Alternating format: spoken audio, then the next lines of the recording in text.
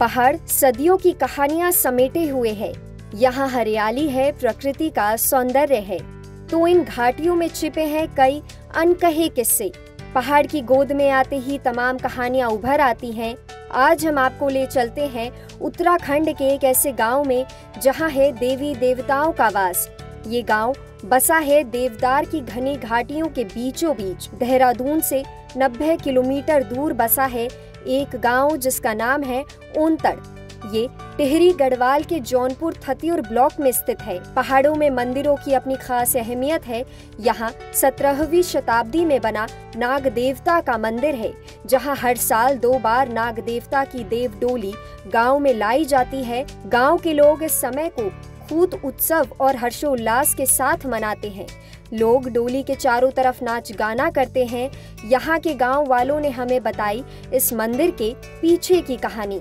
नाग पंचमी के मौके पर हम आपको बताएंगे इस नाग देवता मंदिर की क्या खास मान्यता है।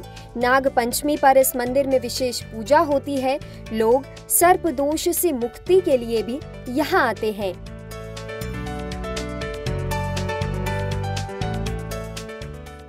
मंदिर का इतिहास बताइए कि मंदिर कब बना था। मंदिर जो है हमारे जो बुजुर्ग लोग हैं, जो पिताजी, दादाजी, परदादाजी, गांव के भी जितने भी सम्मानित लोग हैं, उन सब लोगों ने बताया कि अभी तक जो है ये 17वीं शताब्दी का है। जो भूवैज्ञानिक लोग यहाँ पर आए हैं 17वीं शताब्दी के जो लोग थे, और उसमें जो मानव जाति के 9 गज, हमारे पहाड़ में गज बोलते हैं उसको, इतने लंबे लंबे जो मानस होते थे, मानव होते थे, उन लोगों ने इतने, आप देखिए, आप इसको थोड़ा, मैं कहूँगा कैमरे वाले भैया आप, कि इतने बड़े बड़े जो विशालकाय पत्थर हैं और इसकी जो बनावट है, आप देखिए कोई इसमें लोहे का कहीं भी इस्तेमाल नहीं किया गया है। केवल पत्थर, मिट्टी और जो लकड़ी है, जहाँ पे ज्वाइंट आते हैं वहाँ पे लकड़ी के ज्वाइंट करके इस मंदिर को बनाया गया है।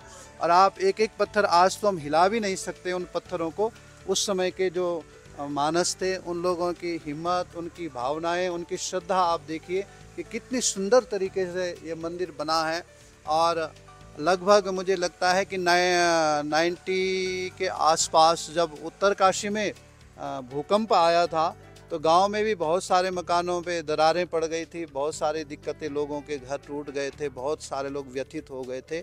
लेकिन उसके बाद भी हमारा देव मंदिर यथास्थित आज भी विद्यमान है। और भगवान हमारी नाग देवता की जो छत्र छाया है, पूर्वाभिमुख मंदिर है हमारा। सूर्य की ओर हम जैसे ही मुख करते हैं तो उसकी दिव्य छटाएं, दिव्य आभाएं, मैं भी जब जब गांव में आता हूं तो अपने इष्ट के भाव को अपने हृदय में समाये हुए रखता हूं।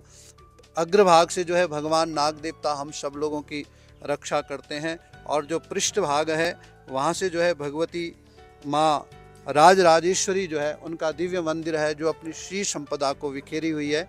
इसी के साथ मैं आपको एक भाव बताना चाहता हूँ कि हमारे पहाड़ों की जो संस्कृति है, यहाँ नाग देवता का जो मंदिर है वो विष्णु रूप में ही अधिकांश क्या है पूजा जाता है। केवल केदारनाथ में भगवान शिव का जो मंदिर है शैव रूप में उनकी पूजा होती है, लेकिन यहाँ पर जो है नाग की भगवान नारायण के रूप में ही पूजा का विधान है। उसके लिए मैं आपको एक श्लोक सुनाता हूँ।